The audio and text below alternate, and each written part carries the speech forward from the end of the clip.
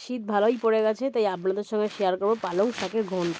চলুন সেটা কীভাবে করবো দেখিয়ে দিচ্ছি। প্রথমে আমি 5 ফোড়ন, শুকনো লঙ্কা আর তেজপাতা ফোড়ন দিয়ে দিলাম। আর এর মধ্যে আমি সবজি কিছু দেবো। সবজি দিয়েছি শিম আর বেগুন। আপনারা এতে আলু দিতে পারেন, মূলো দিতে পারেন। আমি শিম বেগুন ছিল সেটা দিয়েই করছি। হাতের কাছে যা থাকবে তাই সবজি এতে অ্যাড করতে পারেন, কোনো অসুবিধা নেই, তা আরও সুন্দর হবে খেতে। আর বড়ি আমি আগে আলাদা করে ভেজে তুলে রেখে দিয়েছি, এগুলো একটুখানি আর ভেজে নিলাম। এর মধ্যে দিলাম হচ্ছে লঙ্কা গুঁড়ো, হলুদ গুঁড়ো, জিরে গুঁড়ো, ধনে গুঁড়ো, নুন আর মিষ্টি দিলাম।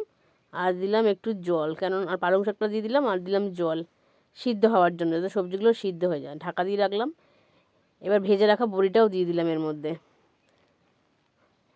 দিয়ে ভালো করে একটু নাড়াতে হবে।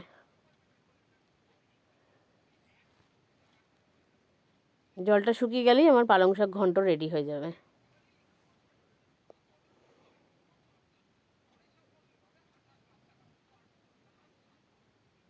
বড়িগুলোও সিদ্ধ হয়ে যাবে আমার।